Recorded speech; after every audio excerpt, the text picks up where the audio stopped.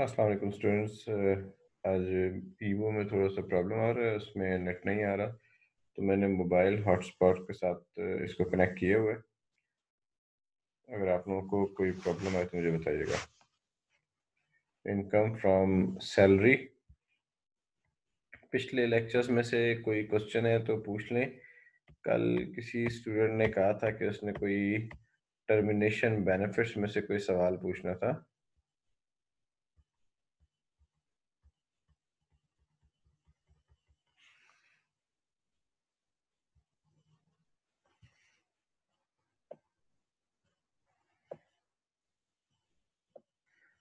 किसी स्टूडेंट का कोई क्वेश्चन पिछले लेक्चर्स में से अगर कोई है तो वो पूछ लें। जी शहरियार। सल सलाम वालेकुम सर। वालेकुम सलाम।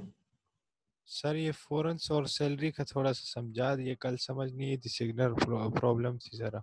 ठीक है, मैं दोबारा बता देता हूँ।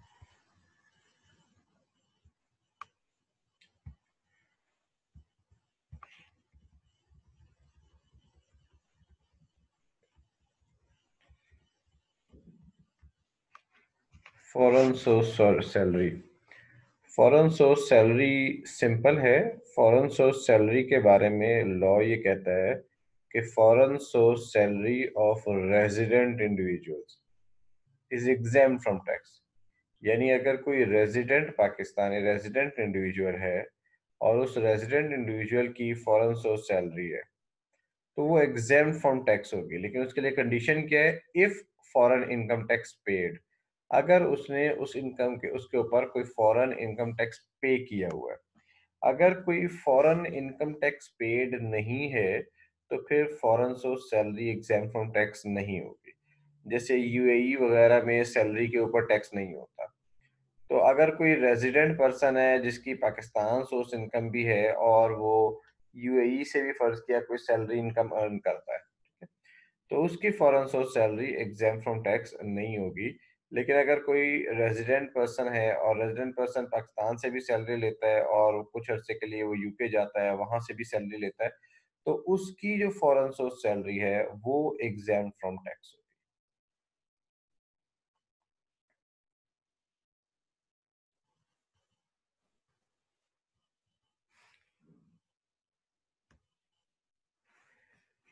कोई और क्वेश्चन किसी का पिछले लेक्चर्स में से?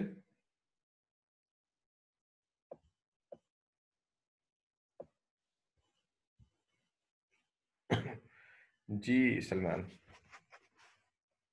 अस्सलाम वालेकुम सर। वालेकुम सलाम।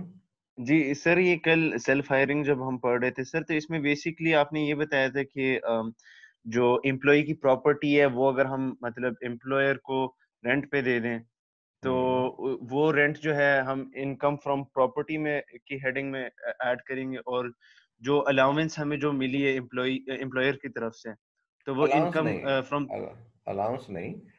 अलाउंस नहीं, देखिए मैंने अगर एम्प्लॉय ने अपनी प्रॉपर्टी एम्प्लॉयर को दे दी रेंट पर, ठीक है, जी तो सर। वो तो इनकम फ्रॉम प्रॉपर्टी हो गया। वो तो होगी जी। ठीक हो गया। अब सही। वही प्रॉपर्टी जब एम्प्लॉयर ने ली है तो अब मैंने अगर अपना घर किसी को किराए पर दे दूं तो मैं खुद तो नहीं रह सकता ना उस घर के अंदर। जी सर। ठीक है। तो वो जी। अब मुझे रहने के लिए घर चाहिए। तो जी एम्प्लॉयर सर। अगर मुझे वही घर रहने के लिए दे दे तो वो एम्प्लॉयर सही। की तरफ से एक अकोमोडेशन मिल गई मुझे। अच्छा, ठीक ठीक ठीक है, जी। तो वो अलाउंस नहीं है, वो अकोमोडेशन है, वो इन काइंड अच्छा। बेनिफिट है। हाँ, मैं ये अच्छा सही है, ठीक है ठीक है, मैं यही सोच रहा था। सही है। ठीक है। ठीक है सर, समझ गया। सही है, चलो समझ गया okay, sir. Thank you.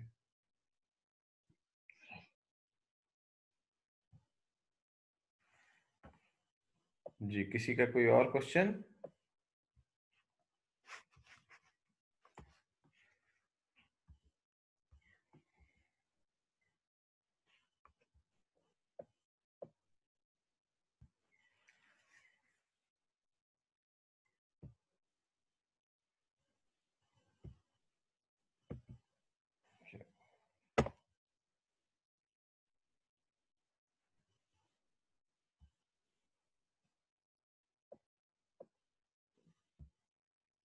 Ji Amna.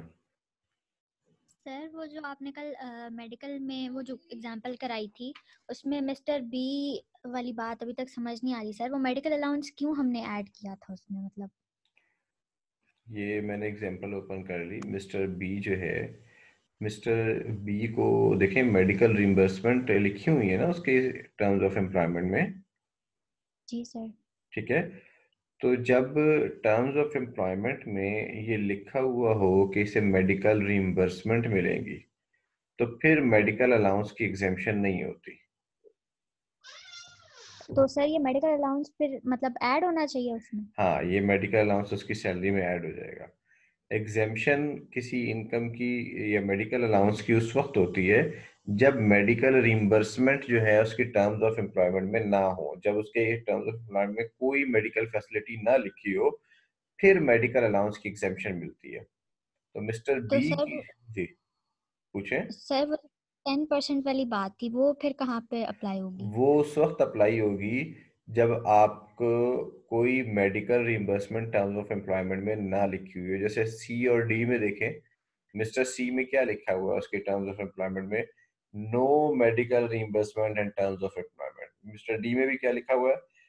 No medical reimbursement in terms of employment. और इन दोनों में हमने 10% of basic salary exam from tax लिया है। सी और डी की भी वर्किंग देखें ना। सही है सर। तो मतलब ये होगा कि अगर कहीं पे भी कोई मेडिकल रिइंबर्समेंट नहीं मिली तब हम ऐड नहीं करेंगे मेडिकल अलाउंस, नहीं वरना बेटा, हम करेंगे? ये दोबारा, मैंने ये नहीं कहा कि मेडिकल रिइंबर्समेंट नहीं मिली। मैंने ये कहा है कि medical reimbursement terms of employment में लिखी ही ना हो सिरे से। अब देखिए, मिस्टर बी जो है उसने भी कोई मेडिकल रिइंबर्समेंट ली नहीं है। ठीक है, वो जी। साल में बीमार ही नहीं हुआ है इसलिए उसने ली नहीं है, लेकिन उसकी टर्म्स ऑफ एम्प्लॉयमेंट में लिखी हुई है कि भाई आपको अगर बीमार हुए तो मेडिकल रिइंबर्समेंट मिलेगी।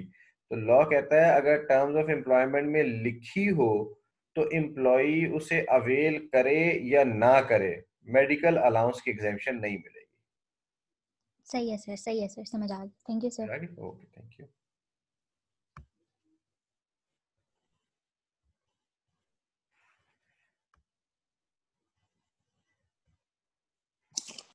जी, क्वेश्चन पूछें। अस्सलाम वालेकुम सर। वालेकुम सलाम। सर मैंने क्लास अभी ज्वाइन की है, तो मुझे बस बता दें कि इसके रूल्स कल की तरह ही अप्लाई होंगे? किसके रूल्स? कल वाले लेक्चर की तरह अप्लाई होंगे? हाँ, अभी तो पिछले लेक्चर से क्वेश्चंस पूछ रहे हैं। अभी तक कोई नई बात नहीं मैंने बताई अभी तक। आपने भी कोई क्वेश्चन पूछना है पिछले लेक्चर्स में से तो ओह पूछ लें। ठीक है, सही है। नहीं ठीक है, ठीक है, thank you sir, thank thank you. You.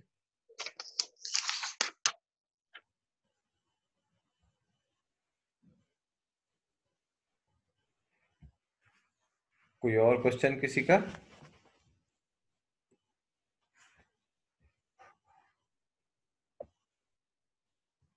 Okay, कोई क्वेश्चन नहीं है। अच्छा जी, पेंशन पे आज बात करते हैं। पेंशन के अंदर दो क्लॉजेस हैं। ये जो एग्जेम्पशन है ना, मेडिकल अलाउंस की, स्पेशल अलाउंस की, पेंशन की, ये सारी की सारी एग्जेम्पशंस सेकंड शेड्यूल के पार्ट 1 में गिवन है। इनकम टैक्स ऑर्डिनेंस की तरतीब इस तरह से है कि पहले उसके अंदर सेक्शंस दिए हुए हैं और 237 टू 40 सेक्शंस हैं, और उसके बाद शेड्यूल्स गिवन है। जो सेक्शंस हैं वो लॉ बता रहे होते हैं, और फिर शेड्यूल्स के अंदर, पहले शेड्यूल के अंदर जो है ना वो टैक्स रेट्स बताए गए हैं। सेकेंड शेड्यूल के अंदर एग्जेम्पशंस के बारे में बताया गया है। थर्ड शेड्यूल के अंदर डेप्रिसिएशन के रेट्स के बारे में बताया गया है। फोर्थ शेड्यूल में इंश्योरेंस के बारे में बताया गया है। फिफ्थ शेड्यूल में पेट्रोलियम कंपनीज आ जाती हैं। सिक्स शेड्यूल में फंड्स आ जाते हैं। सेवन्थ शेड्यूल में बैंकिंग कंपनीज आ जाती हैं। एट्थ शेड्यूल में कैपिटल गेन्स की वर्किंग आ जाती है। नाइन्थ शेड्यूल अभी यूज में नहीं है, वो पहले आया था लेकिन अभी उसके ऊपर फिलहाल यूज उस तरह से नहीं हो रहा है, ट्रेडर्स के लिए होता है। टेंथ शेड्यूल जो है वो एक्टिव टैक्स पेयर्स के लिए। और 11th शेड्यूल अभी आप लोगों ने सुना होगा, कल परसों गवर्नमेंट ने एक, कुछ दिन में पहले गवर्नमेंट ने एक बिल्डर्स वगैरह के लिए स्कीम अनाउंस की है, वो 8th शेड्यूल में है। लेकिन ये सारे शेड्यूल्स आपके कोर्स का हिस्सा नहीं है, ठीक है। उसमें से कुछ क्लॉजेज या कुछ चीजें जो है जो रेलेवेंट है आपके कोर्स में, वो मैंने यहाँ लेक्चर में ऐड की हुई है जो आपकी कोर्स कंटेंट्स के मुताबिक है। उन्हीं में से फर्स्ट शेड्यूल की 2 क्लॉजेज हैं। फर्स्ट शेड्यूल के भी सेकंड शेड्यूल के 4 हिस्से हैं, पार्ट 1, 2, 3, 4। तो पार्ट 1 जो है उसके अंदर एग्जेम्पशन है पेंशन की। एक क्लॉज है क्लॉज 8 और क्लॉज 9, 2 क्लॉजेज हैं जिनके अंदर ये एग्जेम्पशन है।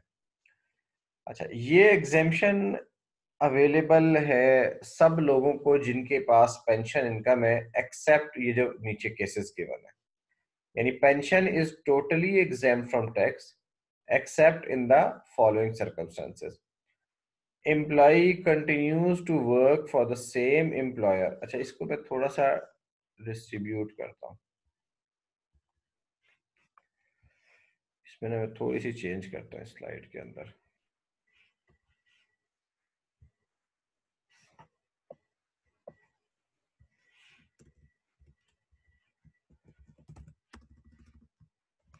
गवर्नमेंट पेंशन, अगर गवर्नमेंट पेंशन है तो फुली एग्जाम फ्रॉम टैक्स है, ठीक है। और प्राइवेट पेंशन, प्राइवेट पेंशन जो है वो एग्जेम्प्ट है, लेकिन उसकी एग्जेम्पशन के लिए शराइत है। Exempt, however exemption is not available in the following cases. पहला क्या है कि एम्प्लॉय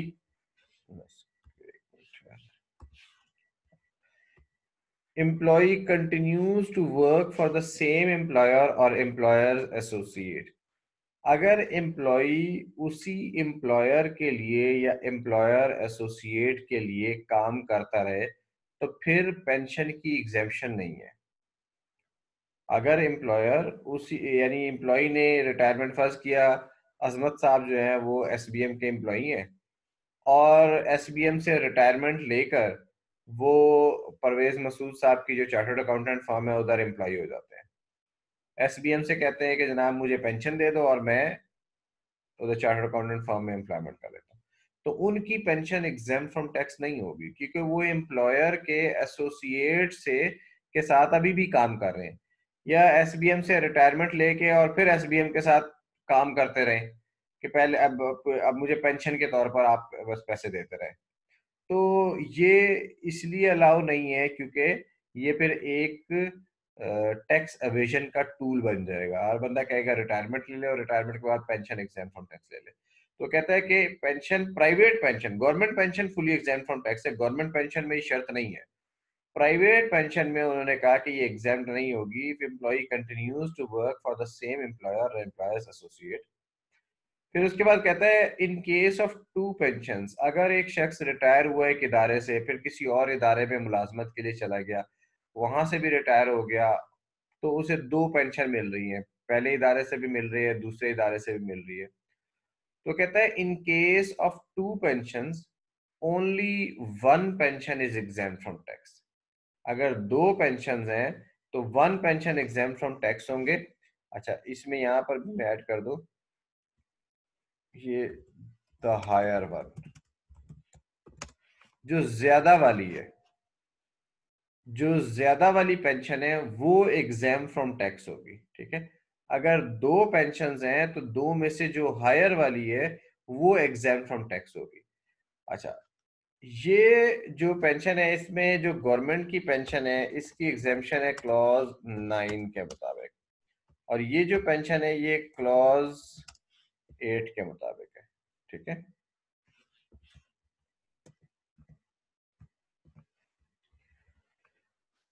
तो चूंकि ये 2 अलग अलग क्लॉजेस के मुताबिक एग्जेम्पशन है, तो अगर कोई शख्स 2 पेंशन इस तरह से वसूल करे कि एक पेंशन उसकी गवर्नमेंट से आ रही है और एक प्राइवेट इदारे से आ रही है, तो फिर दोनों पेंशन एग्जाम फ्रॉम टैक्स हो जाएंगी, क्योंकि गवर्नमेंट से आने वाली पेंशन की एग्जेम्पशन होगी क्लॉज 9 के मुताबिक और प्राइवेट से आने वाली पेंशन की एग्जेम्पशन हो जाएगी क्लॉज 8 के मुताबिक।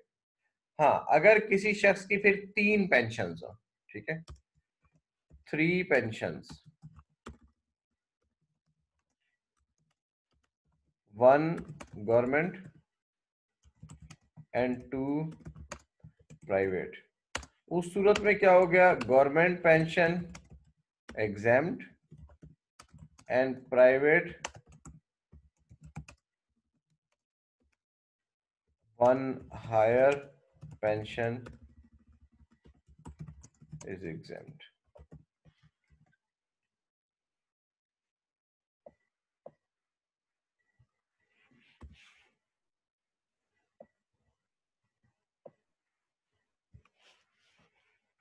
तो गवर्नमेंट पेंशन फुली एग्जेम्प्ट है और प्राइवेट पेंशन अगर होगी तो उसमें से जो हायर वाली होगी वो एग्जाम फ्रॉम टैक्स होगी। जी सरोश।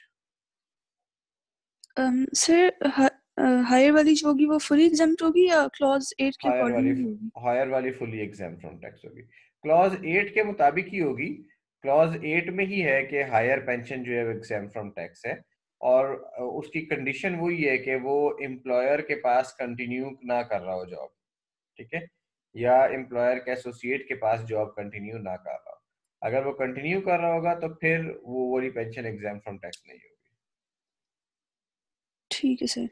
ठीक है, ठीक है sir, thank you. Thank you.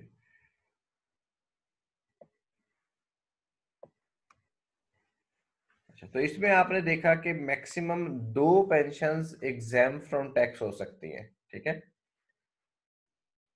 एक क्वेश्चन है कि क्या ऐसा हो सकता है कि किसी शख्स की 3 पेंशन हो और उसे किसी पर भी टैक्स ना देना पड़े?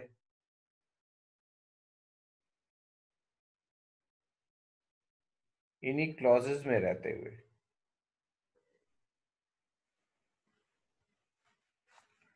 ऐसा पॉसिबल है?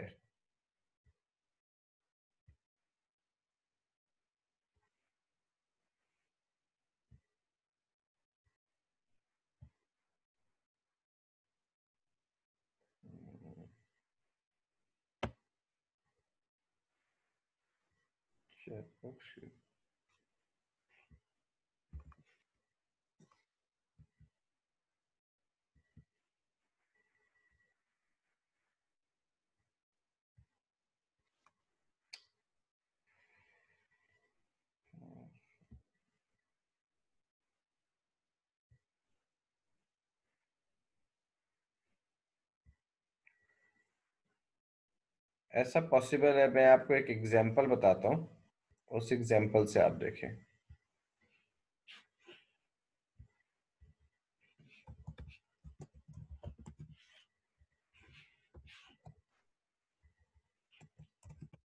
Mr. A retires from government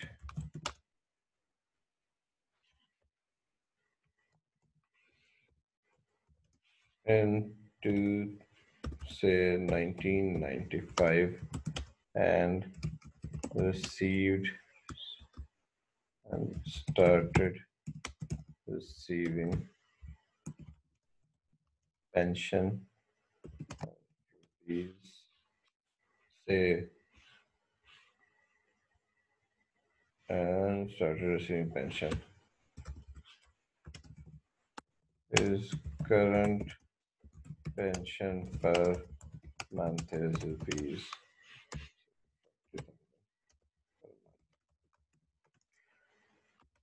ये पेंशन क्या हो जाएगी? As per clause 9 exam from tax हो जाएगी। Mister A started employment in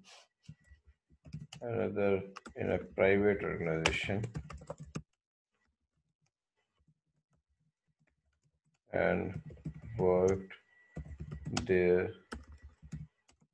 for 10 years. After retirement, private organization PC.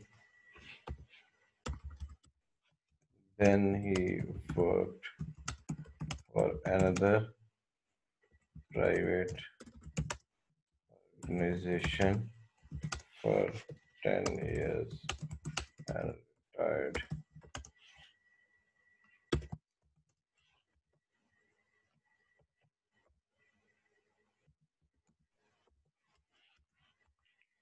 He is currently receiving pension of इसका नाम XYZ, pension of rupees say 60,000 per month from ABC. से 70,000 per month कर देता ताकि confusion ना रहे. And rupees 40,000 per month from XYZ. Now, higher pension, that is rupees 60,000 per month, is exempt.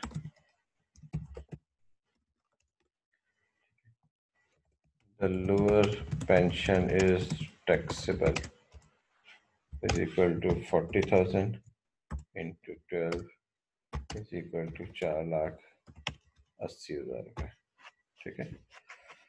लेकिन आपको पता है कि सैलरी इनकम में जो टैक्सेशन स्टार्ट होती है वो स्टार्ट होती है आफ्टर 6 लाख रुपया.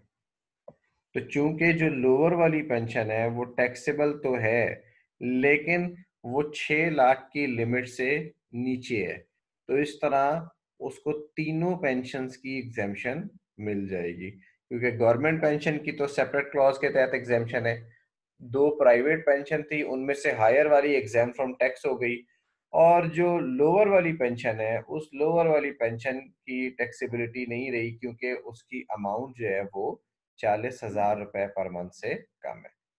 तो ये बात सबको क्लियर है, समझ में आई है पेंशन की एग्जेम्पशन? कोई क्वेश्चन है पेंशन के ऊपर तो पूछे.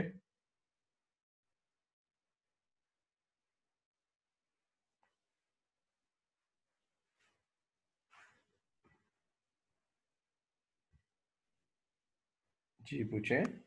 जी सर, ये लोअर पेंशन जो है ये अगर सेम एम्प्लॉयर से हमें मतलब फिर ये पेंशन एग्जेम्पशन नहीं मिलेगी, फिर ये एग्जेम्पशन फिर नहीं नहीं होगी. हाँ, फिर नहीं इसलिए मैंने होगी. एम्प्लॉयर का नाम दोनों जगह डिफरेंट किया. ठीक है, ठीक. ठीक है. और इवन अगर ये एसोसिएट ऑफ एम्प्लॉयर होगा तो फिर भी नहीं मिलेगी. जैसे मैंने आपको एग्जांपल दी कि एसबीएम से अगर परवेज मसूद साहब की जो चार्टर्ड अकाउंटेंट फर्म है परवेज मसूद कंपनी के नाम से उधर एम्प्लॉय हो जाए, तो अब ये दोनों चूंकि एसोसिएटेड एंटिटीज हैं तो उधर भी तो इसलिए एग्जेम्पशन नहीं मिलेगी. ठीक है. सही है, ठीक है, ठीक है सर, समझ. सर ये वाली बात नहीं समझ आई कि लोअर जो पेंशन है वो क्यों एग्जेम्प्ट होगी? लोअर पेंशन देखें, अमाउंट कितनी है लोअर वाली पेंशन की? 40,000 पर मंथ. 40,000 टोटल कितना हो गया साल का? 4,80,000 रुपए. ठीक है. और अगर आप स्लैब रेट्स देखेंगे सैलरी इनकम के, तो सैलरी इनकम के स्लैब रेट्स में लिखा हुआ है कि 6 लाख रुपए तक टैक्सेबल नहीं है. 6 लाख रुपए तक रेट है 0%. तो जब 6 लाख रुपए तक रेट ही 0% है तो 4,80,000 रुपए पे कोई भी टैक्स नहीं होगा. सही. लेकिन सर वो टोटल सैलरी की बात नहीं कर रहे होते इधर. टैक्सेबल की बात होती है. एग्जेम्प्ट को तो फिर निकाल देते हैं ना, वरना फिर एग्जेम्पशन का फायदा क्या है? अगर नहीं एग्जेम्प्ट सर, को मतलब कि वहाँ पे जो सैलरी उन्होंने 6 लाख ली हुई है वो सब कुछ मिला के जो कि हमारी सैलरी की डेफिनेशन में आता है तब 6 लाख हो. बेटा अगर वो पूरे 6 लाख के ऊपर लगाएंगे तो एग्जेम्पशन किधर गई? सही. एग्जेम्प्ट अमाउंट निकाल के ही टैक्स लगेगा ना. ठीक है. एग्जेम्प्ट अमाउंट को शामिल नहीं करेंगे वहां पे. ओके. Yes sir.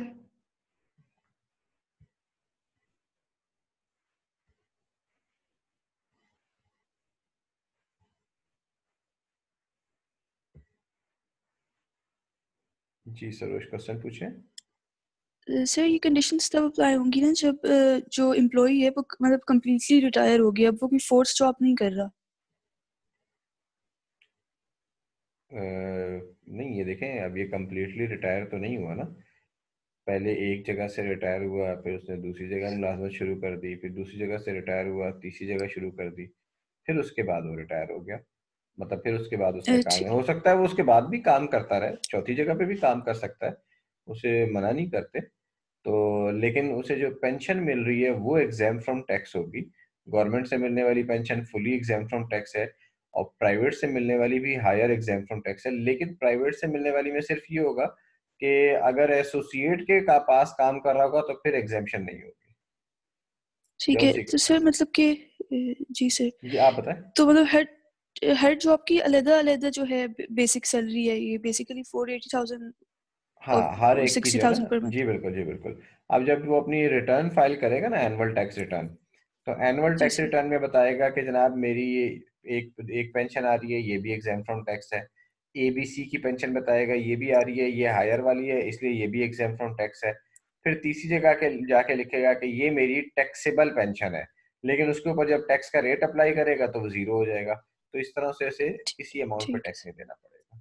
ठीक डिक्लेयर है, वो यानी सारी, तीनों अलग ठीक है सर, मतलब तीनों अलग-अलग ट्रीट होंगी। जी तीनों अलग-अलग डिक्लेयर होंगी, लेकिन टैक्स किसी पे भी नहीं देना पड़ेगा।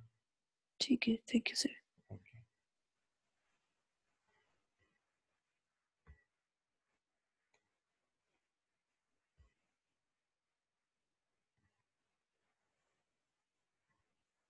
जी क्वेश्चन पूछें।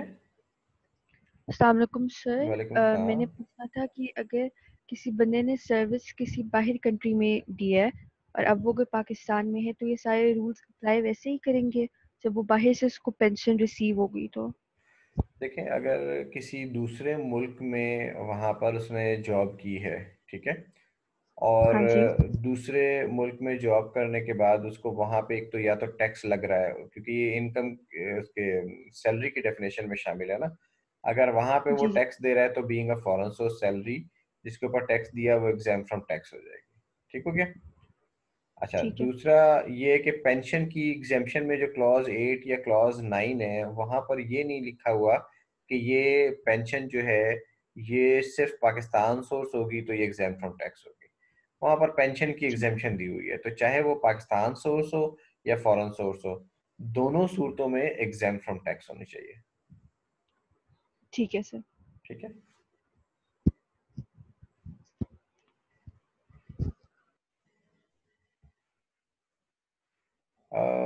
मरियम आपने कुछ लिखा है सर, टैक्स ए बी, मुझे क्वेश्चन आपका समझ में नहीं आया, आप रिपीट अगर कर दें।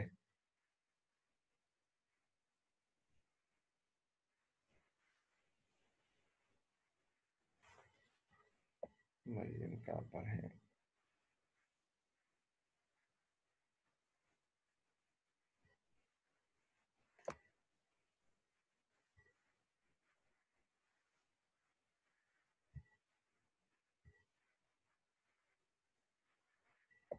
अस्सलाम वालेकुम सर। वालेकुम सलाम। सर मैं कह रही थी कि जो हमारी टैक्सेबल पेंशन होगी वो हमारी टैक्सेबल सैलरी में तो ऐड हो जाएगी ना? हाँ, लेकिन अगर अभी इस एग्जांपल में तो सैलरी कोई नहीं है ना। हाँ, अगर उसकी कोई और सोर्सेज ऑफ इनकम हो, ठीक है, जी। तो फिर ये उसमें ऐड हो जाएगी। Okay sir. फिर चाहे ये 480 से मींस के 6 लाख से कम भी हो तो वो ऐड हो जाएगी उसमें? जी, अगर मसलन फॉर एग्जांपल इसी एग्जांपल में हम देखें, उसकी 4,80,000 रुपए की पेंशन है और उसकी कोई और सैलरी इनकम भी है जो से 12 लाख रुपए है, तो total yes sir. Taxable income जो है उसकी 16,80,000 हो जाएगी। Yes sir. ठीक है। Yes sir. ओके।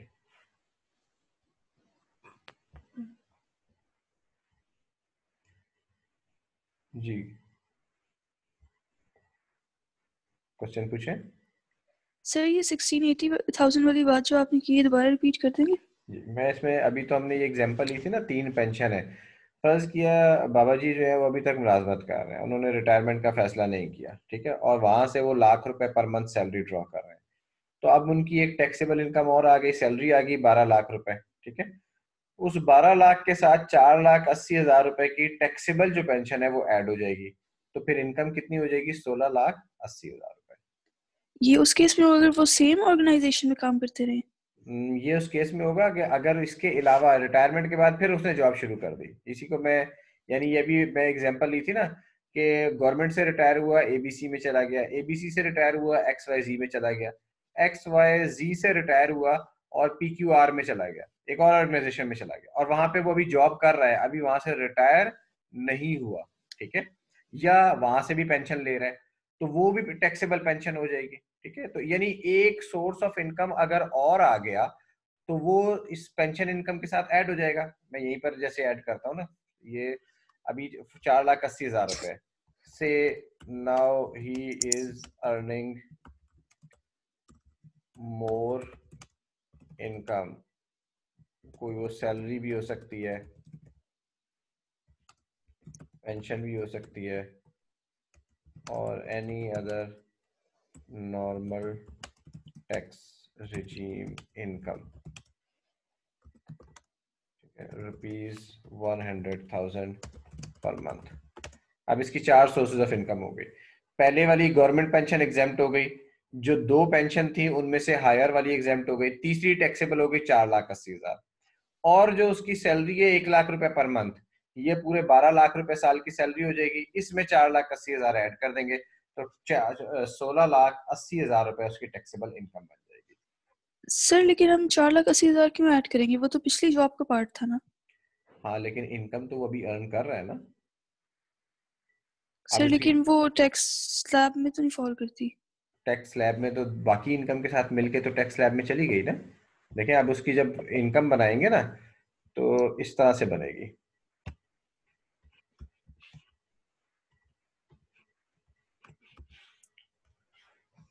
मैं ये टेबल आपको बनाता हूँ इसका।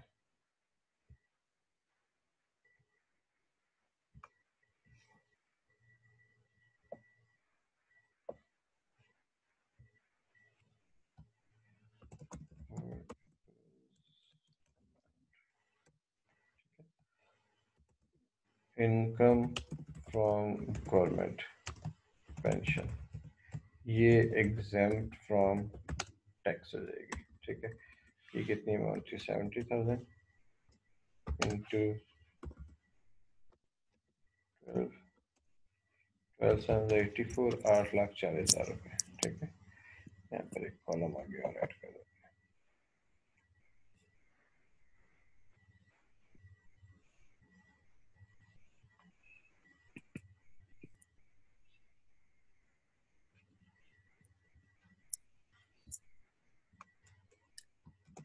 एग्जेम्प्ट टैक्सेबल, ये अमाउंट एग्जाम फ्रॉम टैक्स हो जाएगी। फिर पेंशन फ्रॉम ABC, वो कितने थे? 60,000 थे। 12 टोटल 12,72, 7,20,000 रुपये, ये भी हो पाएगा एग्जाम फ्रॉम टैक्स हो गई।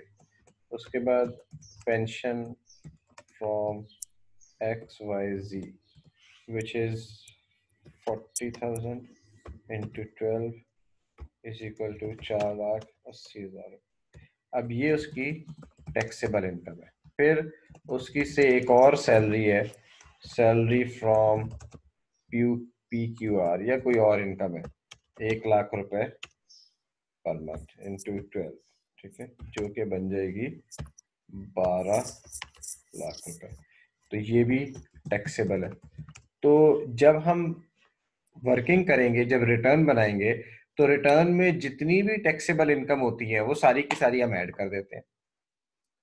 तो ये ठीक है दो सर। हमारे पास टैक्सेबल इनकम है, तो ये 12,00,000 जमा 4,80,000, ये दोनों ऐड करेंगे तो हमारे पास 16,80,000 रुपए की टोटल टैक्सेबल इनकम आ जाएगी। अब हम टैक्स इसके ऊपर कैलकुलेट करेंगे। ठीक है सर, सही। ठीक है, ओके। Yes sir.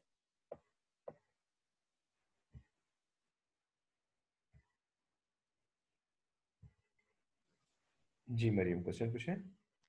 सर ये अगर गवर्नमेंट मींस के एम्प्लॉयमेंट के बाद फिर अगर ये ABC में सिर्फ जॉब करता है और वहाँ से पेंशन रिसीव करता है, XYZ में जॉब नहीं करता, तो फिर हम लोग ABC वाली जितनी पेंशन होगी वो सारी हम लोग टैक्सेबल में करेंगे? नहीं, देखें, अगर ये गवर्नमेंट पेंशन, गवर्नमेंट अगर ये फर्ज किया ये एक XYZ PQR में जाता ही नहीं है, ठीक है, जी सिर्फ दो ही इनकम रह गई ना उसकी, तो वो यस दोनों सर। एग्जाम फ्रॉम टैक्स है। पहले government pension exempt from tax हो गई, फिर ABC में गया तो एक तो प्राइवेट पेंशन भी एग्जाम फ्रॉम टैक्स है। ओके। ठीक है, यस सर। Yes sir.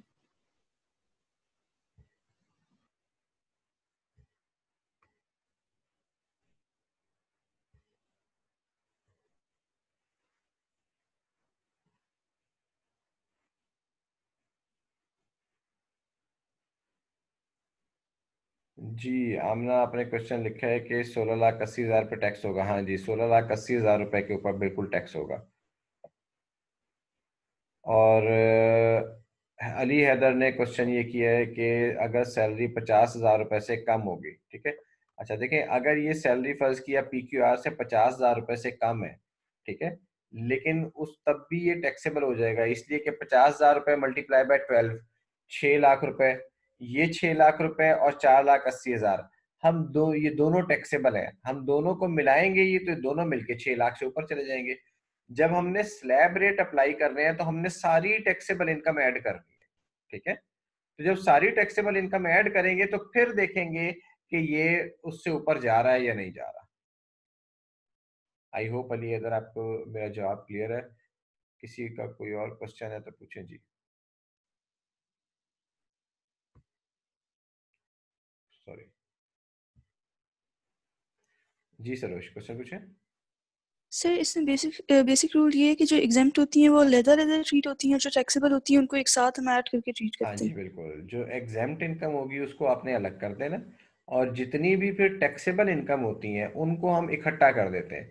लेकिन बाज टैक्सेबल इनकम होती हैं जिनको इकट्ठा नहीं करना होता, ठीक है, वो सेपरेट टैक्स रिजीम में आती हैं। जैसे इनकम फ्रॉम प्रॉपर्टी जो है ना, वो किसी इनकम के साथ इकट्ठी नहीं करनी होती। अब कौन सी इनकम इकट्ठी करनी है, कौन सी इकट्ठी नहीं करनी, ये आप आगे वक्त के साथ साथ सीखेंगे, ठीक है। अभी जनरली आप ठीक है ये सर। याद रखें कि मैंने पिछली स्लाइड में ना एक लफ्ज लिखा है, ठीक है। पिछली स्लाइड में मैंने लिखा है नॉर्मल टैक्स रिजीम, ठीक है। तो जो इनकम भी नॉर्मल टैक्स रिजीम में फॉल करेगी वो सारी की सारी ऐड होती है। अब ठीक है नॉर्मल सर। टैक्स रिजीम में कौन सी फॉल करती है ये मैं आपको आगे जाके बताऊंगा, ठीक है सर। ठीक है। लेकिन ये याद यस रखना सर। है कि सैलरी हमेशा नॉर्मल टैक्स रिजीम में, ठीक है सर। ठीक है। अच्छा, सैलरी में भी मैंने आपको चले आपने अभी सवाल किए तो आपसे ही एक को सवाल पूछता हूँ।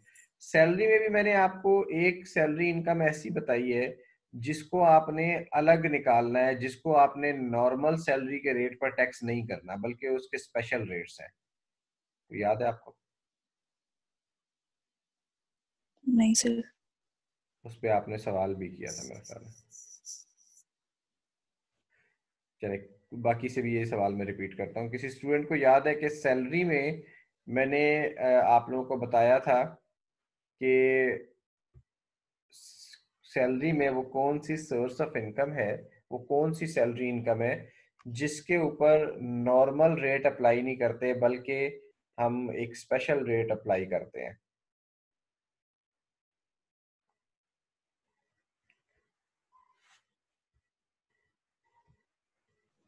जी बताइए। सर टर्मिनेशन बेनिफिट्स हाँ जी, टर्मिनेशन बेनिफिट्स, और एक और भी था उसके साथ, और मुझे नहीं याद। वो नहीं याद, ठीक है। किसी को याद है उसके साथ एक और भी था, टर्मिनेशन बेनिफिट्स। टर्मिनेशन बेनिफिट्स के साथ एक और भी था, और टर्मिनेशन बेनिफिट्स के ऊपर हम नॉर्मल रेट्स की बजाय हमारे पास ऑप्शन क्या होती है कि हम लास्ट 3 इयर्स का average rate of tax apply करते हैं, ठीक है। और टर्मिनेशन बेनिफिट्स के अलावा जो दूसरा था, जी मरियम, सर एरियर्स की सैलरी पे एरियर्स ऑफ सैलरी। और एरियर्स ऑफ सैलरी पे रेट कौन सा अप्लाई होता है? सर जिस ईयर से वो रिलेट कर रही जिस होती ईयर है से वो अगर। रिलेट कर रहा हो, जी बिल्कुल बिल्कुल बिल्कुल, थैंक यू।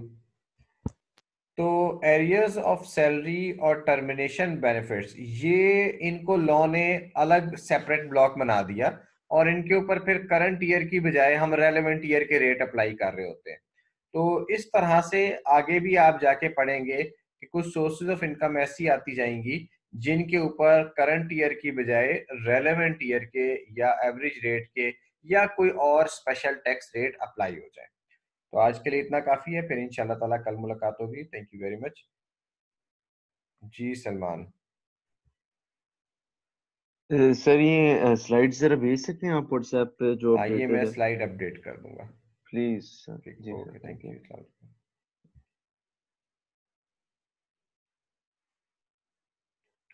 ओके जी, थैंक यू वेरी मच, अल्लाह हाफिज।